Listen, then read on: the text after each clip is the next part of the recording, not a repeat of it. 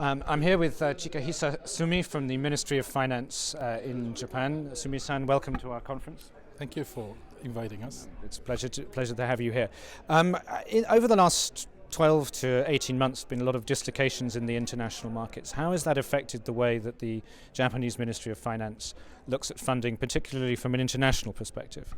Well, we are very eager to attract the foreign investors to the Japanese government bond market. But this euro crisis per se hasn't changed the basic stance of ours much.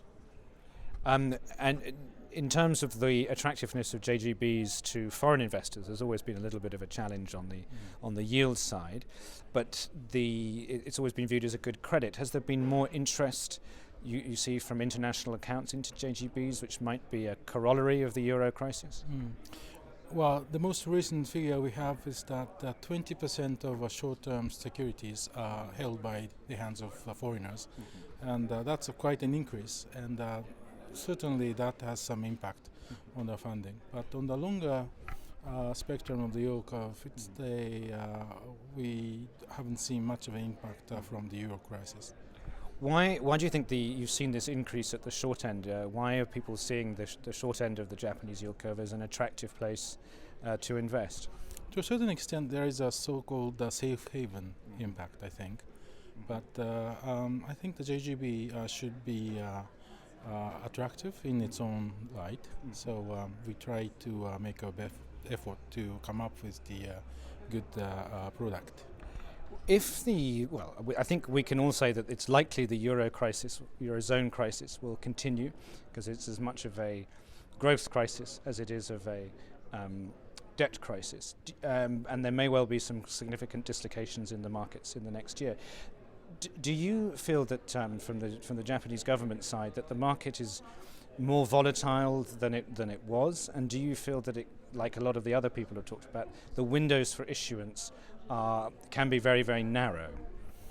Well, we tap the market every week actually, so it's not the window of issuance thing, but for us anyway, the predictability and transparency is the key. So we stick to our annual plan, which we make public in every December.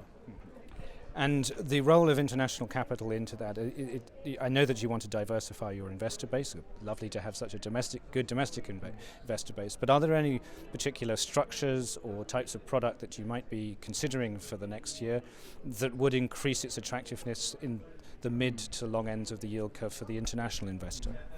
Well, actually, our portfolio of products are more or less almost all fixed income or fixed rates. So we used to issue linkers for between 2004 and 2007, but that's been suspended. We are considering reintroduction of the CPI linkers, this time with the anti-deflation protection.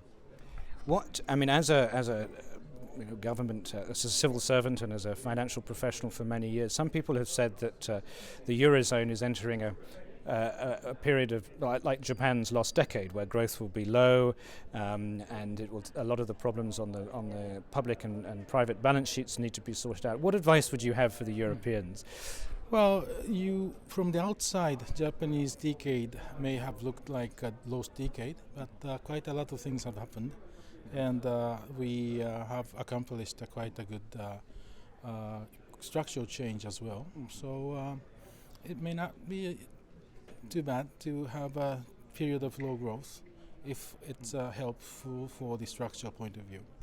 And one final question, which is that you've been to the Boroughs before. You were at our conference in Saudi Arabia. What do you think about this conference, and do you enjoy coming to it? I tremendously enjoy coming to this, and it's a great opportunity to talk to investors who would otherwise have not shown any interest in the JGBs. So it's a great opportunity to expand our clientele. Excellent. Well, thank you very much for coming, and thank you for agreeing to be interviewed. Thank you very much. Thank you.